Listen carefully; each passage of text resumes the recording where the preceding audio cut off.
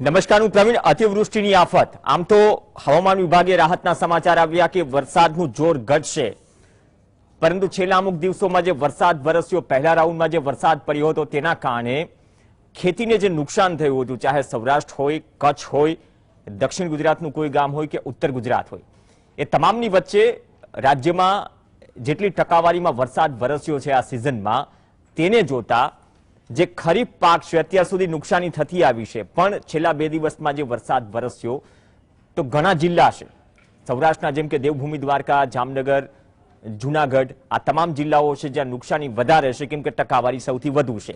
તાલુકા વાઇઝના વરસાદના આ સિઝનના એવરેજ આંકડાઓ જોશો તો ક્યાંક 350 ની નજીક છે. એવરેજ 300 જેટલો વરસાદ છે કોઈ જિલ્લામાં, ક્યાંક 250% વરસાદ છે. તો આ પરિસ્થિતિમાં ખરીફ સિઝન જે પરસેવેથી સિંચેલી છે એ 2 કે 2.5 મહિનાના અંતે આ રીતે અતિવૃષ્ટિમાં ધોવાઈ જાય, અને તેની સામે જેના પર મીત માંડીને બેઠા છે, આ વખતે તો વીમા કંપનીઓ છે નહીં, પરંતુ તેના માટે જે યોજના જાહેર થઈ છે, આ યોજના જ્યારે જાહેર થઈ ત્યારે પરિસ્થિતિ આટલી ખરાબ ન હતી, પરંતુ હવે પરિસ્થિતિ ખરાબ છે. અતિવૃષ્ટિ જેવી હાલત છે ઘણા બધા જિલ્લાઓમાં. ઘેડ પંથકમાં હજુ બધું પાણી ભરાયેલા છે.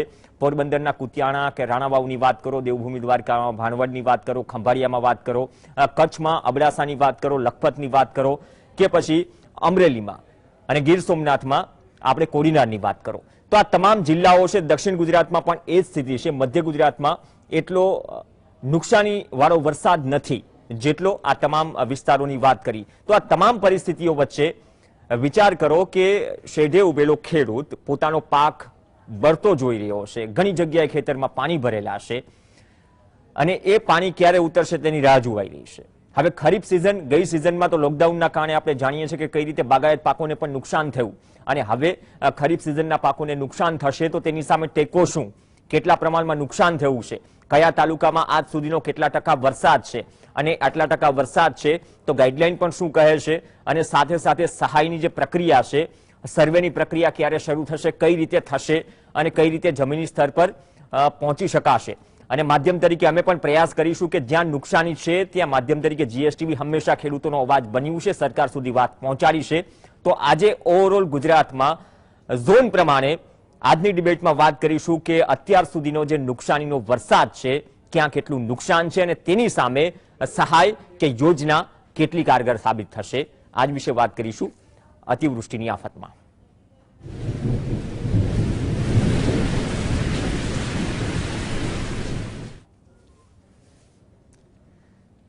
જે વરસાદની આંકડા છે, વરસાદની આંકડા દેવભૂમિ દ્વારકા, અમુક જિલ્લાઓની હું વાત કરું, ગેસ્ટ જોડાય પહેલા એવરેજ વરસાદ 300% ઉપર છે. વિચાર કરો, ભાણવડ તાલુકામાં 360.42% વરસાદ થયો આ સિઝનનો, ખંભાળિયા 348.2%, કલ્યાણપુર 294%, 279% દ્વારકા જિલ્લામાં, જામજોધપુર 252%. આ જ રીતે પોરબંદરમાં 2 તાલુકાઓમાં, કુતિયાણા રાણાવાવમાં 200% થી વધુ વરસાદ છે. કચ્છમાં પણ એ જ સ્થિતિ છે. ભુજ હોય, અબડાસા હોય કે પછી લખપત હોય, આ તમામ જગ્યાએ વરસાદ નુકસાનીનો છે. તેની સામે જે યોજના લાવ્યા છીએ, આ પહેલા પણ ડિબેટ થઈ, પણ અત્યારે પરિસ્થિતિ ખરાબ છે, તો વહેલી તકે સર્વે શરૂ થાય એવી ખેડૂતોની માંગ છે. આ પરિસ્થિતિમાં સરકાર કે કોઈ યોજના કેટલી તૈયાર જમીન સ્તર પર પહોંચવા માટે, એ જ વિશે વાત કરીશું. આપણી સાથે સ્ટુડિયોમાં સાગર રબારી છે, પ્રમુખ ખેડૂત એકતા મંચ, સાથે જ 12 થી 4 મહાનુભાવ જોડાશે. હાલ 2 જોડાયા છે. આર.એ. સરસિયા સાહેબ છે, જે પૂર્વ ખેતી નિયામક છે, અને મધુભાઈ ધોરાજીયા છે, વડોદરાથી, જે કૃષિ નિષ્ણાંત છે. તમામનું સ્વાગત છે. શરૂઆત તો સરસિયા સાહેબ આપથી કરીશું. જે પરિસ્થિતિ અત્યારે છે ગુજરાતમાં, અમુક જિલ્લાઓમાં જે પરિસ્થિતિ છે, જ્યાં 250 થી 300% વરસાદ વરસી ગયો છે, અતિવૃષ્ટિએ કદાચ આ સિઝનમાં ખેડૂતોની કમર તોડી નાખી છે. આ પરિસ્થિતિમાં માનો છો, કેમ કે ભૂતકાળમાં પણ અતિવૃષ્ટિ થઈ છે, ભૂતકાળમાં પણ નુકસાની થઈ છે, અત્યારે પણ એ ટેકો જમીની સ્તર પરથી નથી મળ્યો, તો અત્યારની પરિસ્થિતિમાં કઈ રીતે પહોંચી શકાય? એક તો નુકસાનીનો તાગ મેળવવાની વાત છે, બીજી તરફ યોગ્ય જ્યાં નુકસાની થઈ છે ત્યાં ટેકો આપવાની વાત છે. પ્રવીણભાઈ, આપણે ચાલુ વર્ષે પાક વીમા યોજના બંધ કરી દીધી. પ્રધાનમંત્રી ફસલ વીમા યોજના છે એને બંધ કરી દેવામાં આવી. એની અવેજીમાં મુખ્યમંત્રી કિસાન સહાય યોજના શરૂ કરવામાં આવી. હવે મુખ્યમંત્રી કિસાન સહાય યોજનાનો ઢાંચો જે બનાવ્યો છે એની અંદર જે માપદંડો નક્કી કરવામાં આવ્યા છે એમાં અતિવૃષ્ટિના જે માપદંડો છે એ જોઈએ તો એમાં અત્યારના ખેડૂતને કોઈ પણ લાભ મળી શકે એમ નથી, કારણ કે નુકસાન તો છે લગભગ 60 થી 70% વિસ્તારની અંદર નુકસાન છે, અને એની અંદર એવું બતાવવામાં આવ્યું છે કે 33% થી વધારે નુકસાન થયું હોય તો લાભ મળે. પણ એક ક્રાઇટેરિયા પાછો બીજો એવો છે કે 40 કલાકની અંદર 25 ઇંચ કે 35 ઇંચ વરસાદ પડેલો હોય તો જ લાભ મળે. હવે નુકસાન તો છે, પણ જે બીજો ક્રાઇટેરિયા છે 25 ને 35 નો, એ મુજબ કોઈને એક પણ રૂપિયો મળી શકે નહીં, પણ નુકસાન થયું છે એ હકીકત છે. હવે આ સંજોગોની અંદર આ પ્રધાનમંત્રી કિસાન સહાય યોજના જે છે એની ગાઈડલાઈનમાં તાત્કાલિક ધોરણે સુધારો કરવો પડે. આપણે જે એસડીઆરએફ ના નોર્મ્સ છે, વિભાગનો એક ઠરાવ થયેલો છે એસડીઆરએફ ના નોર્મ્સ માટેનો.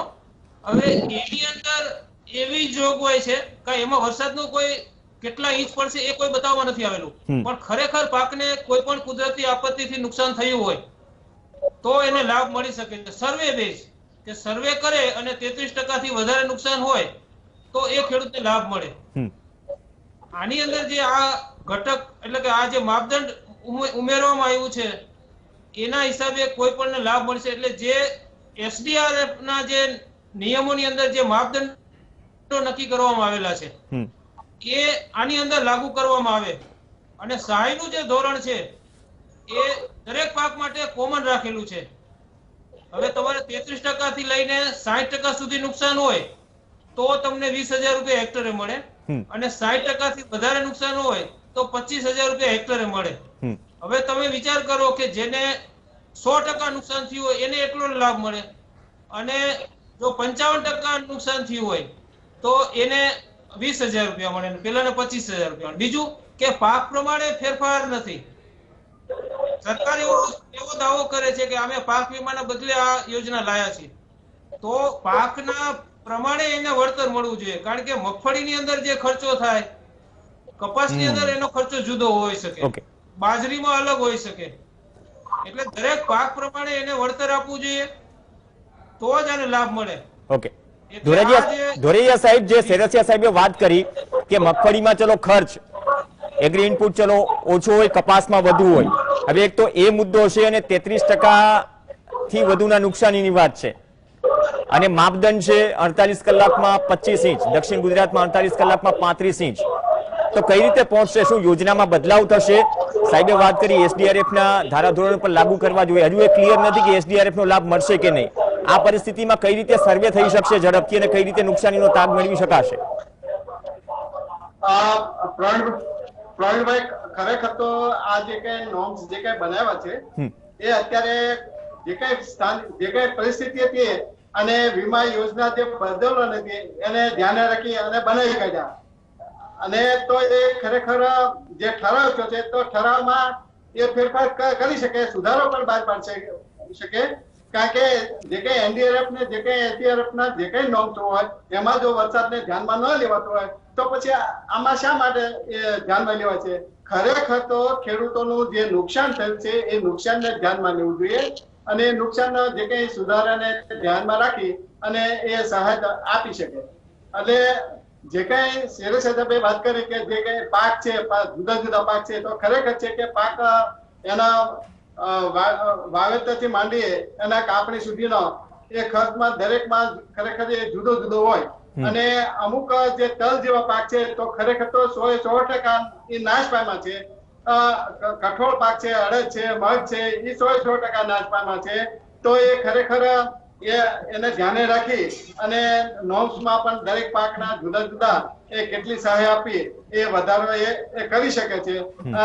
મારા ખ્યાલ મુજબ એસડીઆરએફ એનડીઆરએફ માં પણ એ આ રીતે એના ક્રાઇટેરિયા કઈ એ લાગુ કરેલા છે.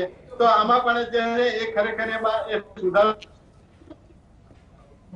થવો જોઈએ, અને એ જો તાત્કાલિક જો કરે તો જ ખેડૂતોને સહાય એ ખરેખર મળી શકે.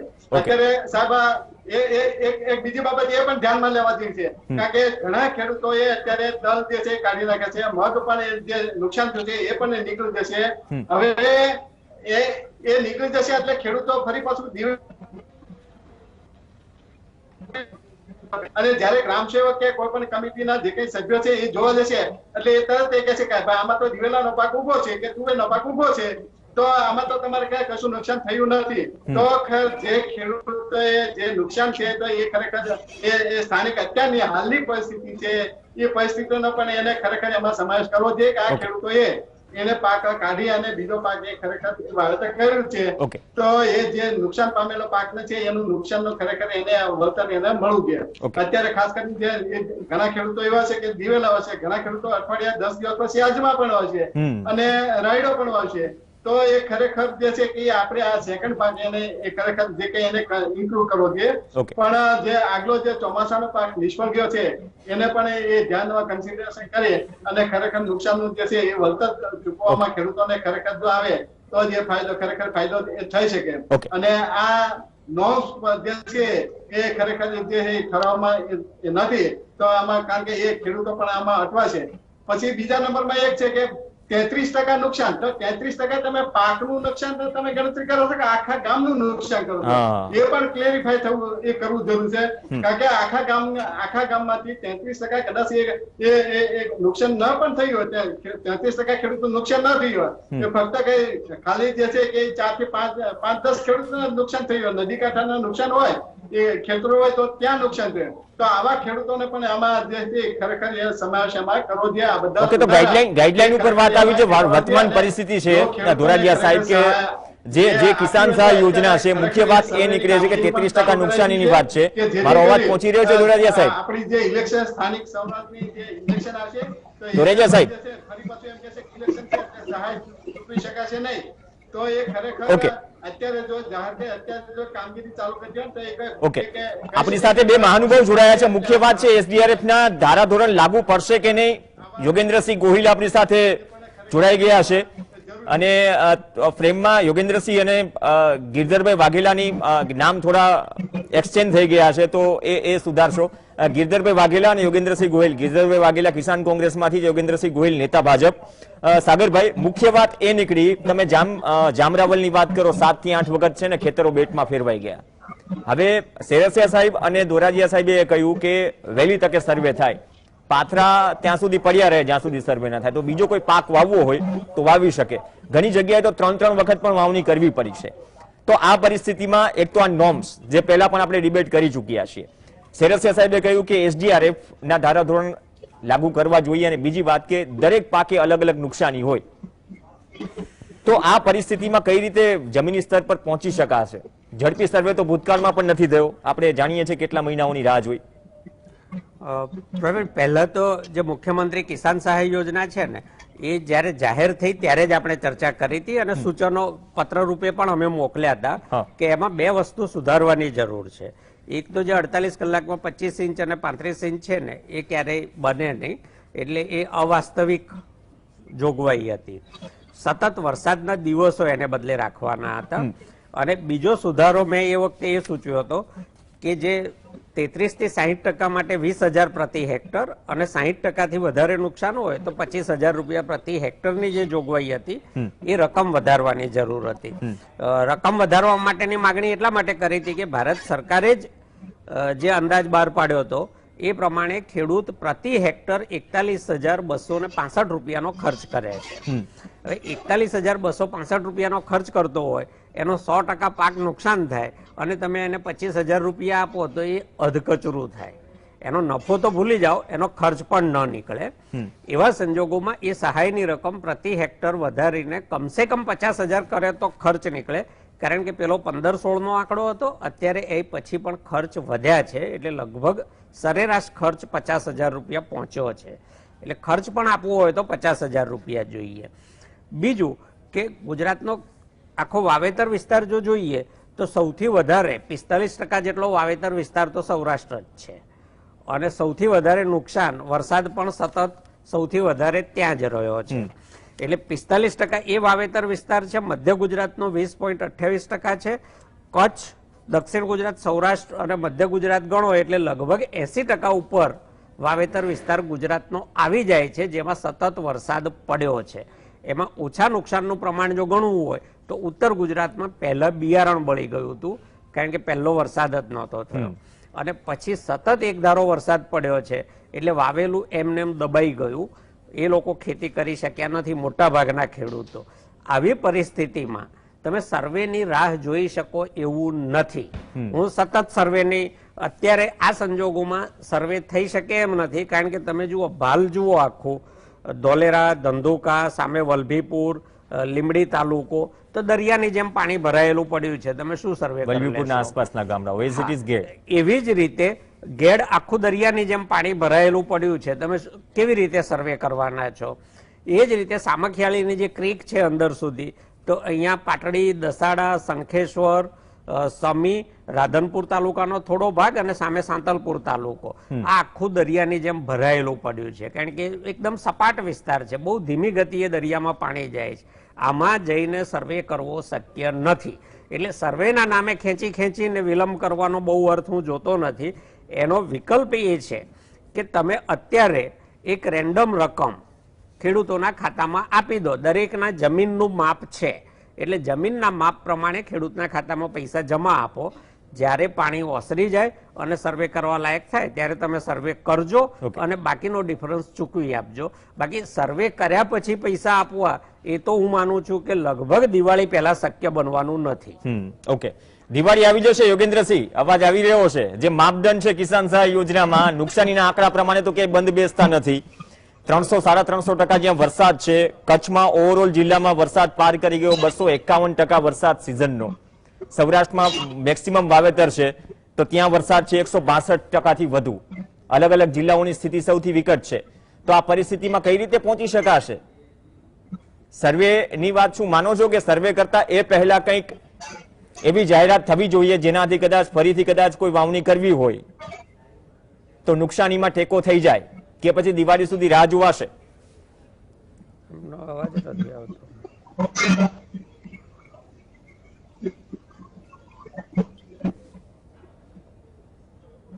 યોગેન્દ્રસિંહ,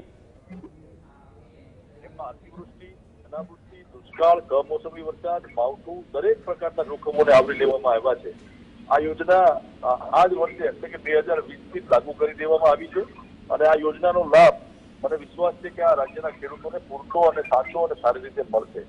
એટલે આ રાજ્યના ખેડૂતોએ બીજી કોઈ ચિંતા કરવાની જરૂર નથી. ભાજપની સરકાર એટલે ખેડૂતોની સરકાર છે. એના સર્વેના કામગીરી જલ્દીથી જલ્દી હાથ ધરી અને એને જે કઈ પ્રકારના લાભો મળવાપાત્ર થતા હશે એ મળશે. હવે વાત રહી ધોલેરા અને બાલ વિસ્તારમાં જનરલી છે ને શિયાળુ પાક ઘઉં અને ચણાનું વાવેતર થતું હોય છે.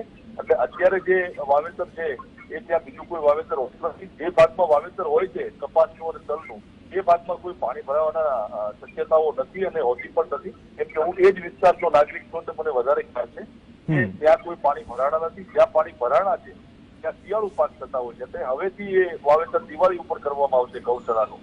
એટલે એને કોઈ વિષય બીજો રહેતો નથી. હા, સૌરાષ્ટ્રની અંદર બહુ જ ભારે વરસાદ થયો છે.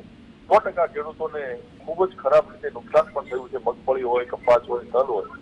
પણ એ નુકસાનનું સર્વે બને એટલું જલ્દીથી જલ્દી રાજ્ય સરકાર કરાવડાવી અને એ પ્રમાણેના લાભનું આપણે એક તારણ નક્કી કર્યું છે કે 4 હેક્ટર અને 60% હોય તો 20,000 અને 60%થી વધારે નુકસાન હોય તો 25,000. બધા જ પાકોમાં એ જ લાગુ પડશે? હાજી, બધા જ પાકોમાં એ જ યોજના લાગુ પડશે, એ જ માપદંડ લાગુ પડશે? ચોક્કસ બધા જ પાકોમાં એ જ યોજના લાગુ પડશે અને એની સહાય પણ આપ જોશો એમ જલ્દીથી જલ્દી એના સર્વે કરીને આપવામાં આવશે. એટલે કે 48 કલાકમાં 25 ઇંચ વાળી જે વાત છે એ ગાઈડલાઈનમાં થોડો ચેન્જીસ થશે કે બાયપાસ થશે? કેમ કે જો ટેકનિકલી આપ્યું હોય સહાય તો આ પેરા તો બંધ બેસતો નથી વર્તમાન સ્થિતિમાં. ભલે 350% વરસાદ થઈ ગયો હોય, મને કોઈ તાલુકો કે સેન્ટર બતાવો 48 કલાકમાં 25 ઇંચ વરસાદ પડ્યો હોય સાહેબ.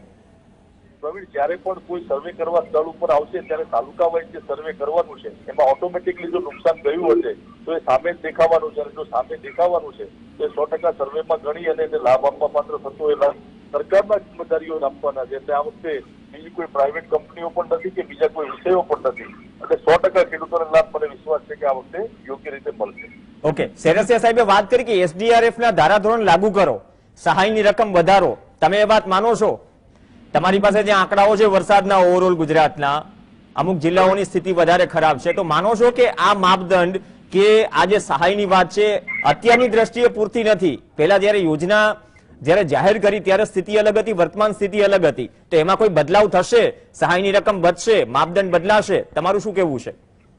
પ્રવીણભાઈ, જયારે યોજના જાહેર કરી ત્યારે તમે કીધું એમ કે આ વસ્તુનો પણ આપણને ખ્યાલ નહોતો કે આટલી બધી પ્રમાણમાં વરસાદ પડશે અને દરેક વિસ્તારમાં પડ્યો પણ નથી. જેમ મેં તમને કીધું કે ધોલેરા, ભાલ, અડાળા આ બધા ગામોમાં અત્યારે વરસાદ અને કોટ આ જે ભાલ વિસ્તાર છે એ ભાલ વિસ્તારમાં અત્યારે વરસાદ પડ્યો છે, એનાથી કોઈ લાભ નુકસાન નથી. હા, બાવળાની મારી જે ડાંગર વાવી હતી એને 100% થોડું નુકસાન થયું છે, પણ છતાં પણ હવે જે વિભાગમાં જે ભાગમાં નુકસાન થયું છે ત્યાં 100% જે કંઈ પણ આગળની કાર્યવાહી કરવાની થશે એ યોજના મુજબ તો થશે જ. અને અન્ય વાત પણ અમે માન્ય મુખ્યમંત્રીશ્રીને કરીશું કે ભાઈ વધારે પડતું જે જિલ્લાઓમાં માની લો દ્વારકા જિલ્લાની અંદર, જામનગર જિલ્લાની અંદર, પછી મોરબીની અંદર જે વધારે પડતું પાણી પડી ગયું છે અને તમામ પાકો ધોવાઈ ગયા છે, તો એવા વિસ્તારોમાં શું કરી શકાય એની ચર્ચા પણ 100% સરકાર દ્વારા કરવામાં આવશે. ઓકે, ગિરધરભાઈ, તમે યોગેન્દ્રસિંહને સાંભળ્યા, યોજના વિશે સારી વાત કરી કે હવે સરકાર ચિંતા કરશે, યોજના બહુ સારી છે, જ્યાં નુકસાની છે પહોંચી જશે, વહેલી તકે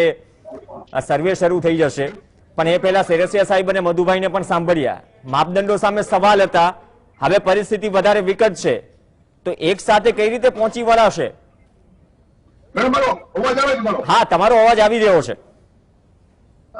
મારે વાત એ કરવી છે કે ગુજરાતના મુખ્યમંત્રીએ જે પ્રેસ કરી છે અને પ્રેસમાં જે ધારાધોરણો આપ્યા છે એ ધારાધોરણોને ચાલુ રાખવામાં આવે તો આ યોજના છે ગુજરાતના મુખ્યમંત્રીના ધારાધોરણો ગુજરાતના કોઈ જગ્યાએ સહાય આપવા માટેના બરોબર ફિટ બેસતા નથી.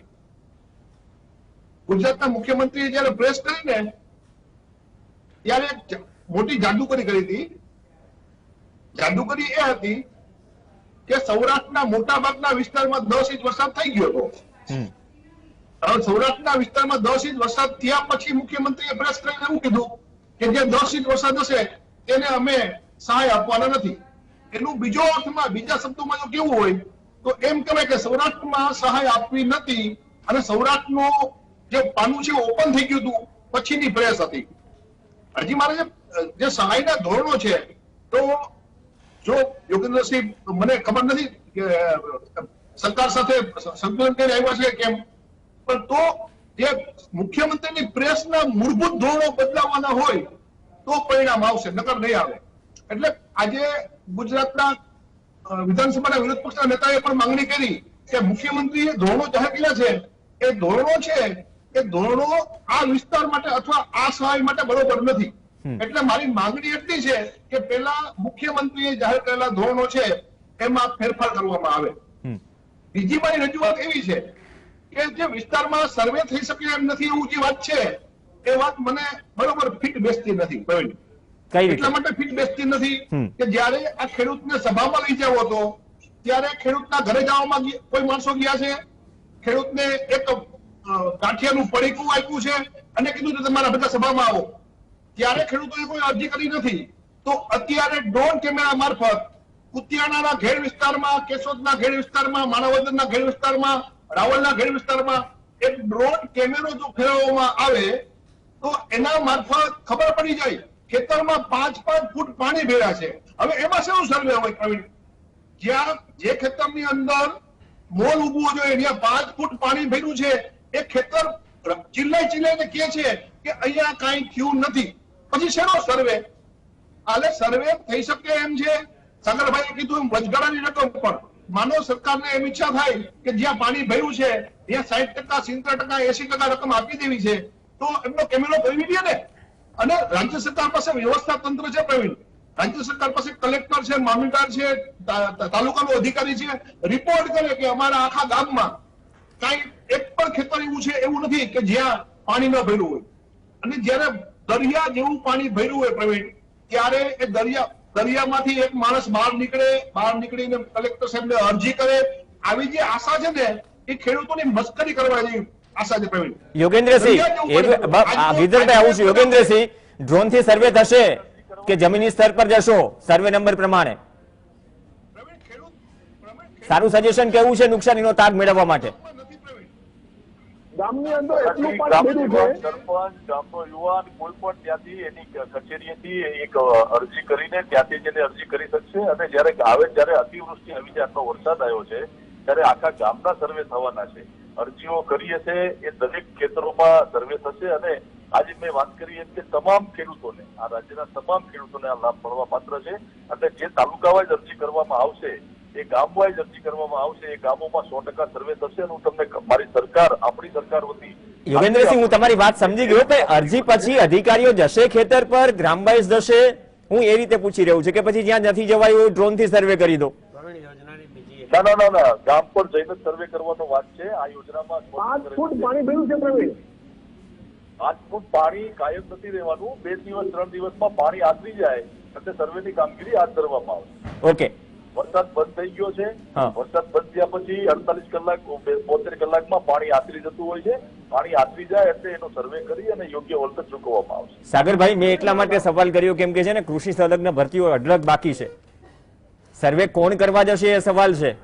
જો જમીની સ્તર પર પહોંચવાની વાત હોય કે નુકસાનીના સર્વેની વાત હોય, જ્યાં કદાચ ખરેખર ખેતરો ભરેલા જ છે, યોગેન્દ્રસિંહ કહે છે કે અમુક જગ્યાએ જે વાવણી નથી તે, પણ જ્યાં વાવણી છે ડૂબકી મારીને તમારે મગફળીના છોડ કાઢવા પડે કે ભાઈ આ 10 વીઘામાં મગફળી હતી. હવે એવી સાબિતી તો હોઈ ન શકે. તમામ નોંધણી હોય છે ને, ક્યાં કેટલું વાવેતર થયું, કયા ગામમાં કેટલા હેક્ટરની મગફળી વવાઈ, કેટલા હેક્ટરનો કપાસ વવાનો, તલ વવાયો, તો એ કેમ કાલાવેલા થાય છે? યોગેન્દ્રસિંહભાઈનો જે વતનનો વિસ્તાર છે ને એ મારું કર્મક્ષેત્ર છે. યોગેન્દ્રસિંહભાઈ, ગઈકાલે જ છે ને ધોલેરાથી ભાવનગરનો હાઈવે બંધ હતો, એટલે હાઈવેની ઉપર છેક પાણી હતું, મોટા વાહનો જ પસાર થતા હતા. એટલું પાણી જ્યારે ભરાય છે ને ત્યાં મોટા પાયે કપાસનું ચોમાસામાં વાવેતર થાય જ છે, દેશી કપાસ થાય છે. અને એ કપાસ કોઈ કારણસર નિષ્ફળ જાય, એ ખેતરોમાં પાછળથી ત્યાં ઘઉં, ચણા કે જીરું વવાતું હોય છે. આ ધોલેરા વિસ્તારની વાત, એટલે ભાલ વિસ્તારની વાત કરું છું. જે લોકોને શિયાળુ સિઝન લેવાની હોય ને એ લોકો જુવારની વાવેતર ભાલમાં કરે છે, એટલે દિવાળી પર જુવાર વેચીને પછી શિયાળુ મોસમ કરતા હોય છે. ઠીક એ વાત જુદી. આમાં બીજી એક મહત્વની બાબત તરફ ધ્યાન આપવાની જરૂર છે પ્રવીણ. મુખ્યમંત્રી કિસાન સહાય યોજના તમે આખી વાંચો ને તો એમાં એવું લખેલું છે કે જ્યાં વરસાદ આ પ્રમાણે પડશે એ જિલ્લાના કલેક્ટર રાજ્ય સરકારને ભલામણ મોકલશે. એ ભલામણ રાજ્ય સરકાર એપ્રુવ કરે પછી લાભાર્થીઓની યાદી તૈયાર થશે અને લાભાર્થીઓની યાદી તૈયાર થયા પછી સહાયનું ચૂકવણું થશે. એટલે આમાં પહેલી જે શરૂઆત કરવાની હતી એ જિલ્લા કલેક્ટરે કરવાની હતી કે મારા વિસ્તારમાં વરસાદ વધારે પડ્યો છે અને અહીંયા આ યોજના મુજબ સહાય આપવાની થાય છે. હવે એ જે એમનો માપદંડ છે એ માપદંડ આમાં ક્યાંય આવતો નથી. એટલે કોઈ કલેક્ટરે પોતાના તરફથી રાજ્ય સરકારને કયાનું ધ્યાનમાં આવ્યું નથી કે મારા વિસ્તારમાં 25 ઇંચથી વધારે વરસાદ પડી ગયો. એવી પરિસ્થિતિમાં જ્યાં સુધી રાજ્ય સરકાર અધિકૃત રીતે જાહેરાત કરી અને નીચે પરિપત્ર નહીં મોકલે ત્યાં સુધી નીચેથી તંત્ર હાલવાનું નથી, માત્ર વાતો થશે. ઓકે, ચલો, અધિકારીઓ તો પરિપત્ર મુજબ કામ કરે છે, આપણે પણ જાણીએ છીએ, એ જ પ્રક્રિયા છે, પણ આ સિસ્ટમ કેટલી ઝડપી કેટલી ધીમી. સર્વે જ્યાં ખરેખર વધારે નુકસાની છે ત્યાં સર્વે પહેલા જ ચૂકવણી, સર્વે કરવો તો જલ્દી કરવો, સર્વે કરવા માટે સ્ટાફ ક્યાંથી આવશે? જો ગામે ગામેની વાત છે તો પછી ઘેડ પંથકમાં પણ અલગ સ્પેશિયલ પેકેજની માંગ થઈ રહી છે. જ્યાં 3 દિવસની વાત કરી, અપેક્ષા રાખીએ, ભગવાનને પ્રાર્થના કે 3 દિવસમાં પાણી ઉતરી જાય. જ્યાં 15-20 દિવસ પાણી ભરેલા છે એ પણ ડ્રોનના દ્રશ્યો ખોટું નહીં બોલે. દિવસભર તમે જીએસટીવીની સ્ક્રીન પર એ દ્રશ્યો જોઈ રહ્યા છો. એક બ્રેક માટે રોકાઈશું. બ્રેક બાદ સેરેસિયા સાહેબ અને મધુભાઈ પાસે જઈશું અને જાણીશું કે આમાં શું બેટર થઈ શકે, કેમ કે તેમને અનુભવ છે અધિકારી તરીકે, કૃષિ નિષ્ણાંત તરીકે, કે વર્તમાન પરિસ્થિતિમાં ટેકો કરવા માટે સરકારે જે યોજના બનાવી છે કઈ રીતે વધુ સારી રીતે તેને ઇમ્પ્લિમેન્ટ કરી શકાય અને નુકસાની જ્યાં થઈ છે ત્યાં પહોંચી શકાય. રોકાઈએ બ્રેક માટે. અતિવૃષ્ટિની આફત, કિસાન સહાય યોજના કેટલી કારગર? જે પ્રમાણમાં, જે માત્રામાં વરસાદ થયો છે અમુક જિલ્લા, અમુક તાલુકાઓમાં જ્યાં અતિવૃષ્ટિ થી ખેડૂતોની કમર તૂટી છે, તો બ્રેક પહેલા એ જ વાત પર ચર્ચા અટકી હતી કે ચલો એક યોજના છે, યોજના તમામ સુધી પહોંચશે અને સરકાર આ યોજના થકી તમામ ખેડૂતો નુકસાની સુધી પહોંચશે. સર્વેની વાત થઈ. સેરેસિયા સાહેબ પાસે જઈએ. સેરેસિયા સાહેબ, જે યોગેન્દ્રસિંહે વાત કરી કે સરકાર તમામ સુધી પહોંચશે આ યોજના થકી, એક તો સર્વેની વાત થઈ, બીજી વાત તમે બહુ સારી કરી કે બંને જે અલગ અલગ પાક છે તો અલગ અલગ લાગત લાગે, પણ આ પરિસ્થિતિમાં જો હજુ પણ એવું કહેવું હોય કે આ જ યોજના પૂરતી છે અને પહોંચી જશે, તો એમાં તમારો શું મત છે? તમે જે બદલાવની તો વાત કરી, પણ ઝડપથી પહોંચવાની વાત, જ્યાં સર્વે નથી થઈ શકે, માનો છો કે તેના માટે કોઈ પેકેજ ની જે માંગ થઈ રહી છે વ્યાજબી છે?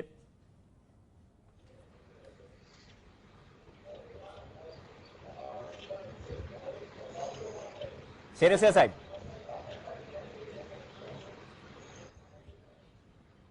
ધોળેજા સાહેબ, આ જ સવાલ તમને. ધોળેજા સાહેબ, અવાજ આવી રહ્યો છે?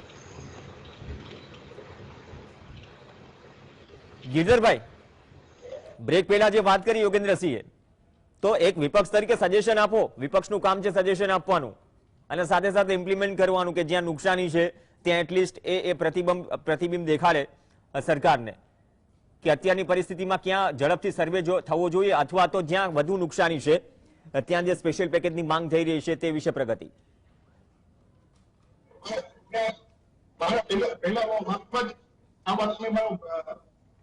સજેશન કર્યું હતું કે સર્વે કરવાનું કામ છે એ ડ્રોન મારફત થઈ શકે એમ છે અને સરકાર પાસે પોતાની વ્યવસ્થા તંત્ર છે. એક વાત. બીજી વાત પાછી ફરીથી દોહરાવું છું કે સરકારે જે મુખ્યમંત્રીએ જે જાહેરાત કરી છે એ ધોરણો છે એ ધોરણો સરકાર બદલાવે. એટલા માટે બદલાવે કે સરકાર મુખ્યમંત્રીના ધોરણો આ જે અત્યારની જે પેટર્ન છે એની આને મેચ થતા નથી. સ્પેશિયલ પેકેજની વાત છે એ મુખ્યમંત્રીએ જો પેલા પોતાની દાનત બતાવે, પોતાનો ઈરાદો બતાવે અને એની જે પેટર્ન છે એ પેટર્નમાંથી બહાર આવે તો બીજી માંગણી કરીએ. હું એટલા માટે વાત કરું છું કે પેટર્નની બહાર આવે. જેમ વરસાદે પેટર્ન બદલાવીને એમાં ભારતીય જનતા પાર્ટીની સરકારના બધા મુખ્યમંત્રીએ પણ પેટર્ન બદલાવી છે. એટલા માટે પેટર્ન બદલાવી છે કે ભાષણ એકદમ સરસ કરવાના, યોજના એકદમ સરસ આપવાની અને જ્યારે યોજના કોઈ ખેડૂત વાંચે તો એને લાગે કે ઓહો હવે હું માલામાલ થઈ જવાનું છું. પણ જેવી યોજનાની અમલવારી કરવાની થાય ત્યારે પેટર્ન ફરી જાય અને પરિણામ ત્યાં શૂન્યની પાસે ખેડૂત પહોંચી જાય આવી પરિસ્થિતિ છે.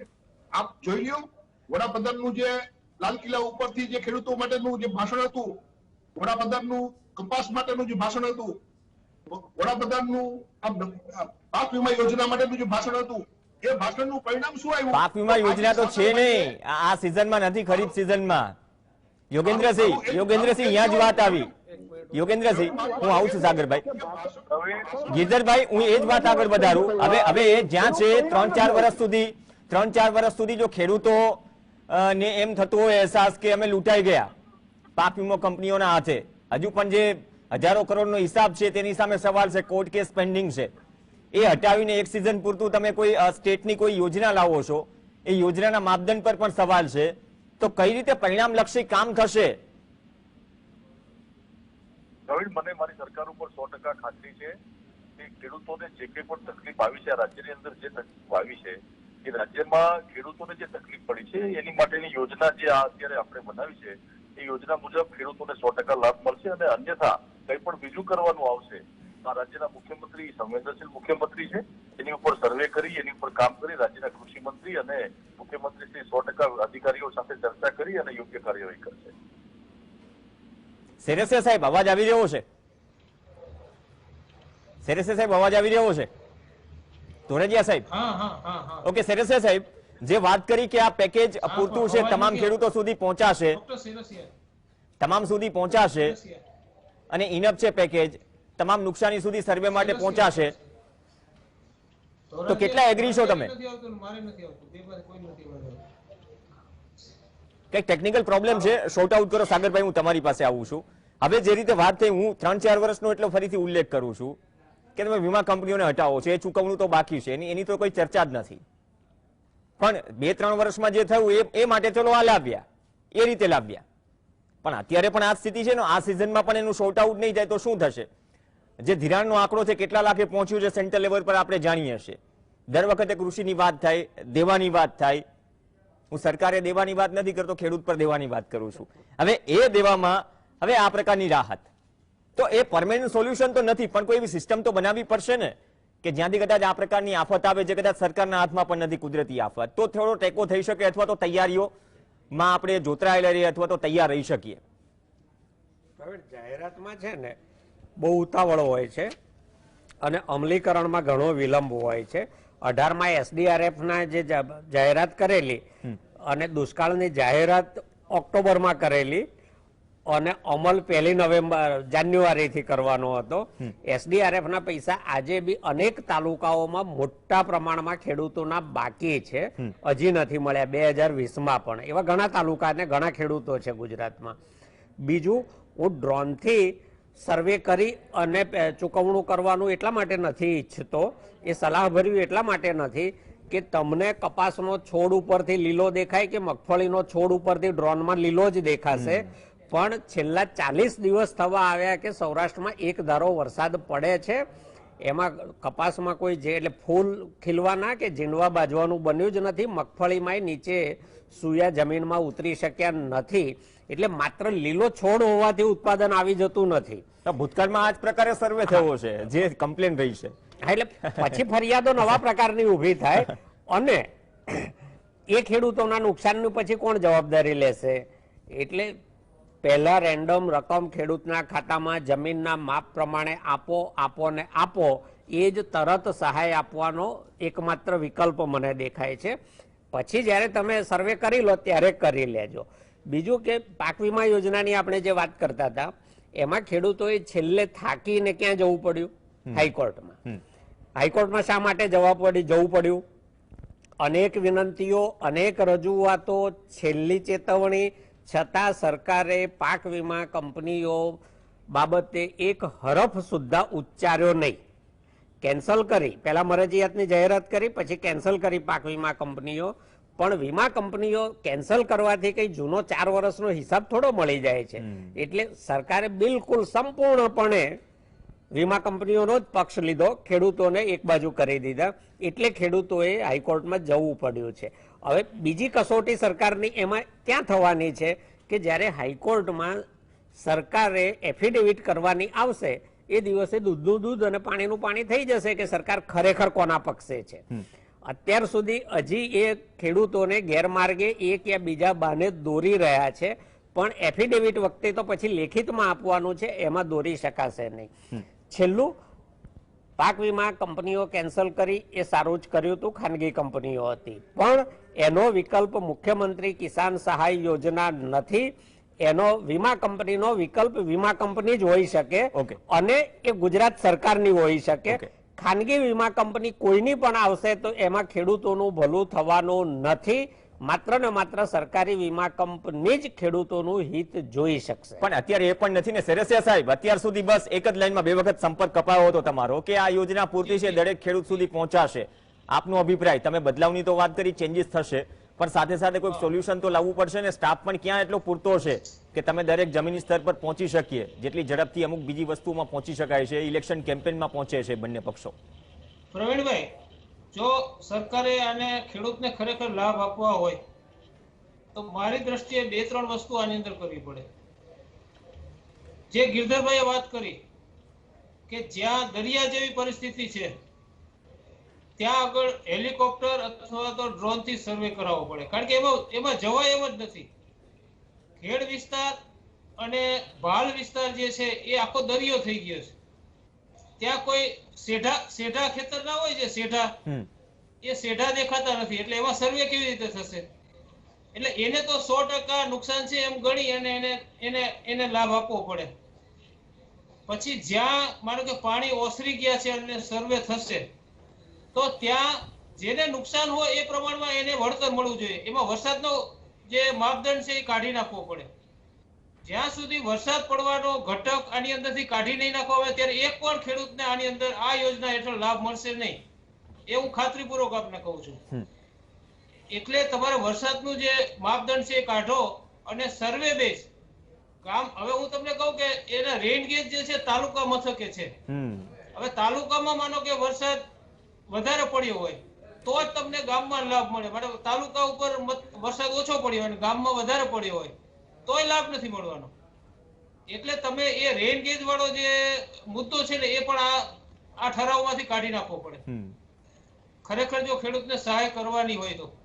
અને યાદી જે છે એ તાત્કાલિક બનાવે, કારણ કે ખેડૂતોને ઓનલાઈન અરજી કરવાની છે. એટલે ઓનલાઈન જે અરજી કરશે પછી એના પછી એનું પેમેન્ટ થશે, ચકાસણી થશે, એટલે બહુ લાંબી પ્રક્રિયા છે.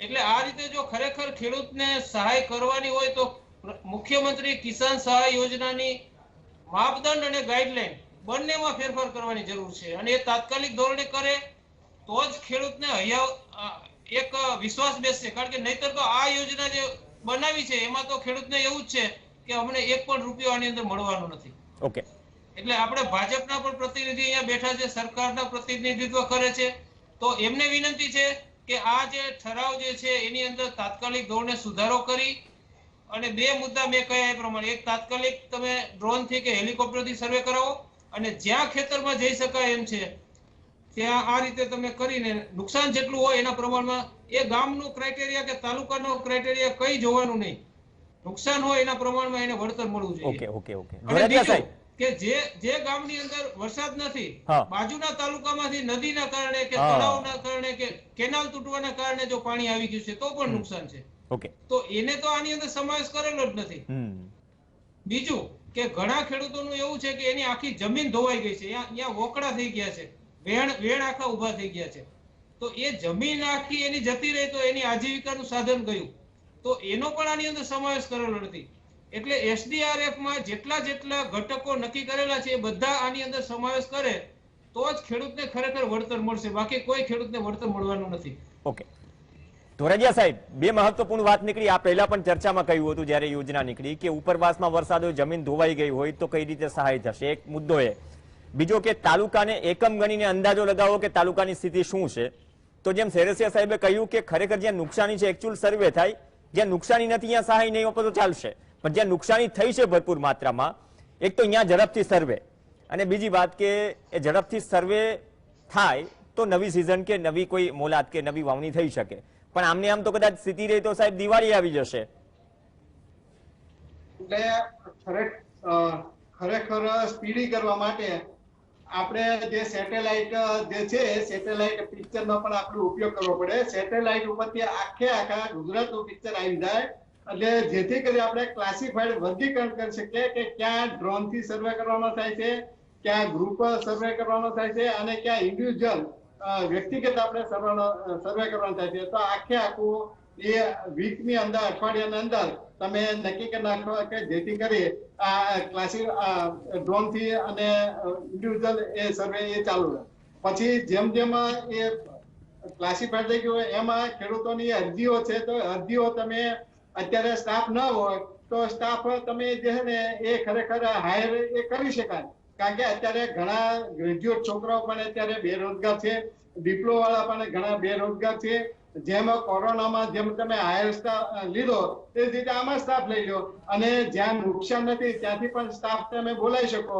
દાખલા કે આપણે બનાસકાંઠાની અંદરથી જયારે નુકસાન થયો અને જયારે આપણે સીએમ ત્યાં ધામા નાખીને ત્યાં બેઠા હતા, એ જ રીતે અત્યારે ગાંધીનગરની જગ્યા પર આપણે ધામા નાખેલા છે.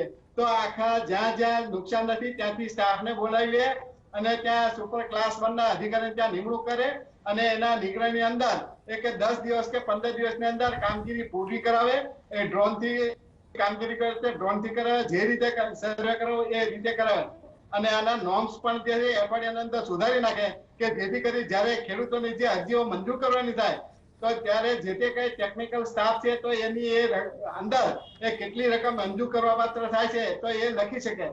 જ્યાં સુધી આ નોર્મ્સ નહીં સુધારે કે જ્યાં સુધી આમાં આ સુધારા એ ઠરાવ નહીં થાય ત્યાં સુધી આ બધા જે છે મુખ્યમંત્રીની જે કઈ કિસાન સહાય યોજના છે એ કાગળ ઉપર જ રહેશે અને આમને આમ એ માર્ચ મહિનો સાહેબ તો એમ કે છે કે ફેબ્રુઆરી જે દિવાળી છે, દિવાળી નહીં હું સાહેબ જે છે ને એ આ માર્ચ મહિનામાં પણ ચૂકવણા નહીં થાય. કારણ કે ઘણી વખત મેં જોયેલું છે, કારણ કે જ્યાં અરજીઓ લેવાયેલી છે અને પ્રોસેસ જ્યાં સ્ટાફ ન હોય ત્યાં છે ને એ એપ્રિલ, મે, જૂન ને બીજા વર્ષે પણ સહાય આમાં ચૂકવાયેલા છે. એટલે ખરેખર આ જો એ ઠરાવને આ યોજનાને જો અમલીકરણ કરવા માંગતા હોય તો એને આ યુદ્ધના ધોરણે એ કામગીરી ખરેખર એને એ લેવી જોઈએ. આજે આ ઠરાવ છે તો ઠરાવ જે એમ લાગે ઠરાવને વાંચીએ ને તો એમ લાગે કે આ ઠરાવ જે છે એ ક્લાર્કના બેઝ ઉપરથી એને બનાવ્યો છે. કારણ કે તમે છેલ્લા ફકરાની અંદર તમે વાંચો તો એમાં દર વર્ષે આવા ઘણી વખત લખેલું. જો તમે સિઝનલ તમે જો ઠરાવ કરતા હો અને એક જ વર્ષ માટે કરતા હોય તો દર વર્ષે લખવાની ક્યાં જરૂર છે. એટલે આ કટ એન્ડ પેસ્ટ કે જે જૂના કઈ જે કઈ છે ને એમાંથી કટ એન્ડ પેસ્ટ કરી અને ઠરાવમાં શબ્દો જે મૂકેલા છે ખરેખર અને ગંભીરતાથી આ ઠરાવને જે એ સુધારો એ કરી અને ખરેખર નવો આખો એ સુધારામાં એ કરવા જોઈએ તો ખેડૂતોને ખરેખર સહાય મળી શકશે. નહીતર આ ખરેખર એ પુરવાર થશે કે આ ખેડૂતો માટેની સહાય આપવાની યોજના નહોતી. ફક્ત ને ફક્ત જે ખેડૂતોને એક એમ ઠેંગો એ દેખાડશે કે અમે ઠરાવ કર્યો તો અમે આવું કર્યું તો ને યોગેન્દ્રભાઈ આ જે કહે છે કે અમારી સરકાર આમ કરશે પણ ખરેખર એ ઠરાવ એ બની રહેશે, કાગળ ઉપરના ઠરાવ થશે. જો ખરેખર ખેડૂતોને વાસ્તવિક તમે કરવા માંગતા હોય તો આમાં ઘણા હજી સુધારા કરવા પડે એમ છે. એ અઠવાડિયાની અંદર એ સુધારા એ ખરેખર એ કરે તો ખેડૂતોને સહાય મળે. આજે ઘણા એવા છે કે તમે અત્યારે કદાચ એ મહોત્સવ તમે નહીં કરો, એ મહોત્સવની તમે પાછળથી જાણકારી તમે કરશો ને તો પણ ચાલશે. કારણ કે આજે આ ગુજરાત 70% ખેડૂતો ઉપર છે, ખેડૂતો ઉપર નભે છે. આ કોરોના કાળની અંદર જે ખેડૂતોએ ખરેખર ઘેરે ઘેરે દૂધ પહોંચાડ્યું છે, ઘેરે ઘેરે શાકભાજી પહોંચાડી છે, અને આજે જે ખરેખર આ અતિવૃષ્ટિની અંદર એ ખરેખર એ ભેરવા પડ્યા છે કુદરતી રીતે. અને વાત પ્રાથમિકતા ના આવી સાહેબ, ધોરજીયા સાહેબ, વાત પ્રાથમિકતા નહીં આવી. યોગેન્દ્રસિંહ, ટૂંકમાં એ વાત છે કે અત્યાર સુધી ચર્ચામાંથી જે નીકળ્યું કે યોજના જાહેર થયા બાદ એમ કહેવાય કે ઠરાવ એવો છે કે જે અપેક્ષાઓ છે ઠરીઠામ થઈ જાય. હવે નોર્મ્સ નહીં બદલાય ત્યાં સુધી કલેક્ટર તો કોઈ એના વિસ્તારની આ પરિપત્ર કે જે યોજના છે એ મુજબ ઉપર ગાંધીનગર મોકલશે નહીં કે અહીંયા આટલી નુકસાની છે. જે નોર્મ્સ છે એ મુજબ તો નુકસાની મને પર્સન્ટેજમાં પણ નથી દેખાઈ રહી. તો નોર્મ્સ બદલવા સિવાય તો કદાચ કોઈ વિકલ્પ નથી બચ્યો. લાગે છે કે વહેલામાં વહેલી તરીકે હવે વહેલામાં વહેલી તકે એ વસ્તુઓ પર વિચાર કે જાહેરાત થવી જોઈએ કે હવે જે યોજના છે નોર્મ્સ બદલાશે નુકસાની પ્રમાણે. એકવાર સ્થિતિ સામાન્ય થતા 15 દિવસની અંદર જે અરજીઓ આવી હશે એનું સર્વેનું કામ પૂરું કરવામાં આવશે અને એને પછીના 7 દિવસની અંદર રાજ્ય સરકાર એ અરજીઓ મંજૂર કરશે. એટલે જે ઠરાવની વાત છે અથવા તો જે યોજનાઓના નોર્મ્સ છે એની વાત છે એ સર્વે ઉપર આધારિત છે. જ્યારે સર્વે ગ્રાઉન્ડ ઉપર થશે ત્યારે જે પરિસ્થિતિ છે એને અનુરૂપ રાજ્ય સરકાર ચોક્કસ જે નિર્ણય લેવો પડશે એ લેશે, જે સુધારો કરવો પડશે એ કરશે.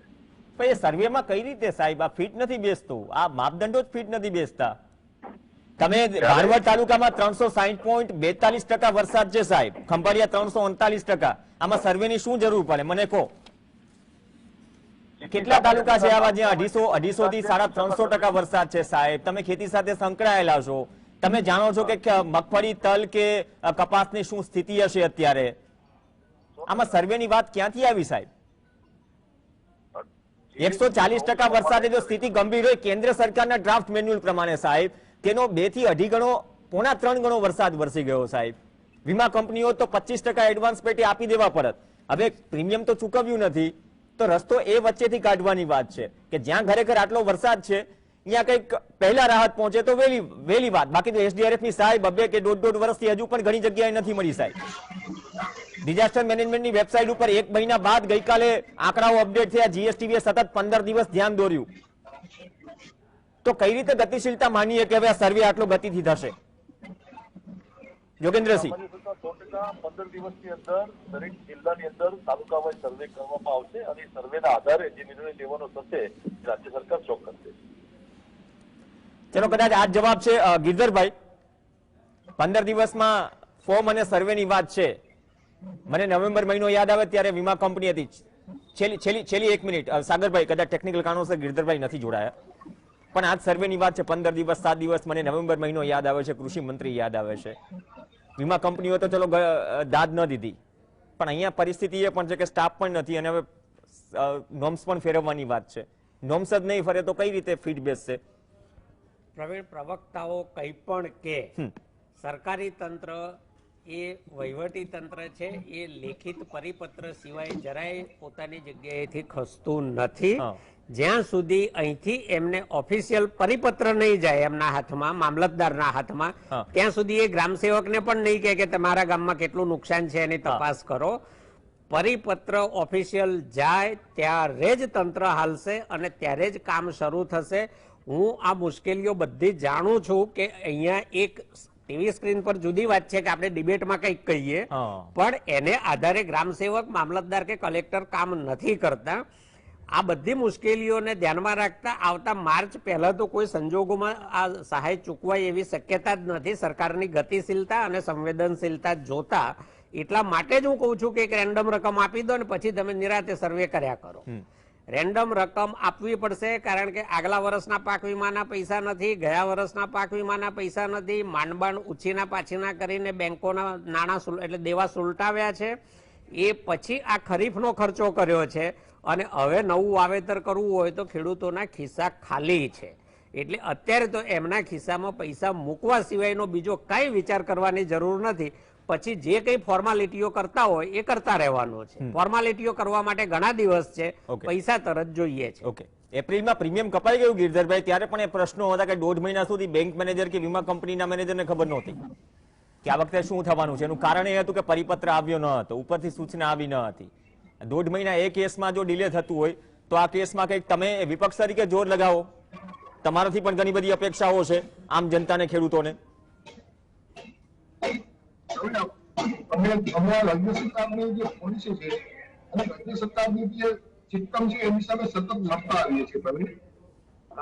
રાજ્ય સરકારે જે જાહેરાત કરી એ એવા સમયમાં કરી જ્યારે ખેડૂતોએ પોતાની પાક વીમાની લોન લઈ લીધી હતી.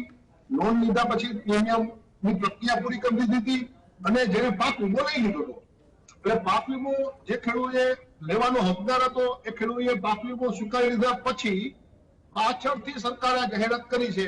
અને એ જાહેરાતમાં એક એવો પ્રશ્ન આવ્યો હતો કે જે લોકોના પ્રીમિયમ કપાય એનું શું, તો એ પ્રીમિયમ પાછા આપી દેશું.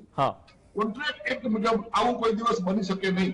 એકવાર ખેડૂતોએ પોતાનો વીમાનો પ્રીમિયમ ચૂકવવાની તૈયારી દર્શાવી પછી સરકારની વીમા કંપનીની જવાબદારી છે કે પ્રોસેસ પૂરી કરે. પણ જે ખેડૂતોએ વીમો લીધો તો એના વીમાનો હક ખોવાઈ જાય એ રીતે રાજ્ય સરકારે યોજના બહાર પાડી છે. મારે આપને એક મોટી વાત કરવી છે. ત્યારે મુખ્યમંત્રી સાહેબ છે એ પ્રેસ કરતા હતા ત્યારે 6 મિનિટ અને 36 સેકન્ડે એને જે વાત કરી છે એ વાત ગુજરાતના ખેડૂતોએ સમજવા જેવી અને સાંભળવા જેવી છે. હું એ વાતને વાંચું છું. પ્રવીણ, મુખ્યમંત્રી સાહેબ એવું બોલ્યા કે પછી વીમા કંપની સર્વે કરે ના કરે, પછી પાક વીમો આપવું હોય તો આપે ના આપે. તમે સમજો, મુખ્યમંત્રી કક્ષાએ પાક વીમા માટેની જે મજબૂરી હતી, ખેડૂતોની જે મજબૂરી હતી એ સરકારની પણ હતી. સરકારના અધિકારીઓ છે એ જ આ વીમાની યોજનાના વાહક છે, એ જ આખી પ્રોસેસ પૂરી કરે છે. આંકડા છે એ કઈ વીમા કંપની નથી માંગતી, આંકડા સરકારના અધિકારીઓ લઈ આવે છે. સરકારના અધિકારીઓ જે આંકડા કલેક્ટ કર્યા છે એ આંકડા મેળવવા માટે સરકાર પાસે ખેડૂતોએ પગે લાગવું પડે છે, વિનંતી કરવી પડે છે, પણ આંકડા મળતા નથી. સરકારની પાસે જે આંકડા છે એ આંકડા મેળવવા માટે જો ગુજરાતના ખેડૂતોને હેરાન થવું પડે અને મુશ્કેલીમાં મૂકવું પડે તો આખી સમસ્યા અને સંવેદનશીલતા છે એ બહુ ચોખ્ખી થઈ ગઈ, બહુ સ્પષ્ટ થઈ ગઈ. ચલો, વાત ગિરધરભાઈ, વાત અહીંથી અત્યાર સુધીની ચર્ચામાં એમ નીકળ્યું કે પેલા વીમા કંપનીઓ સામે મજબૂરી હતી, હવે સરકારની શું મજબૂરી હતી કે ખેડૂતોની શું મજબૂરી હતી કે 2-3 વર્ષના વળતરથી રાહ જોઈ રહ્યા છે. હવે જે નોર્મ્સ આવ્યા છે તેમાં મજબૂરી છે કે એ ફિટ નથી બેસી રહ્યા કે નુકસાની થાય. હવે પરિપત્ર નવો ક્યારે થાય, નોર્મ્સ ક્યારે બદલાય, અને જ્યાં ખરેખર 300-350% વરસાદ છે, શું સર્વેની રાહ જોવાશે કે અલગથી કોઈ પેકેજ? તો આ તમામ વસ્તુઓ પ્રક્રિયાની ગતિશીલતા, જીએસટીબીએ જે 15 દિવસ સતત કહ્યું કે ડિઝાસ્ટર મેનેજમેન્ટની વેબસાઇટ ઉપર સાહેબ 1 મહિનાથી આંકડાઓ અપડેટ નથી થયા, 1 મહિને થયા, ગઈકાલે રાત્રે 11 વાગ્યે. તો વિચાર કરો કે 15 કે 7 દિવસમાં કઈ રીતે સર્વે થશે. સ્થિતિ ગંભીર છે, સ્ટાફ પણ ઓછો છે. અપેક્ષા રાખીએ કે નોર્મ્સમાં ફેરફાર થાય, જ્યાં અતિવૃષ્ટિ છે ત્યાં સુધી જમીની સ્તર પર પહોંચે સરકાર અને તંત્ર અને અપેક્ષાઓ પૂરી કરે, ન કે ઠરીઠામ થાય. આભાર ગિરધરભાઈ, યોગેન્દ્રસિંહ, સેરસિયા સાહેબ, મધુભાઈ અને સાગરભાઈ. આ સાથે જ બુલેટિનમાં હાલ બસ આટલું જ. નમસ્કાર.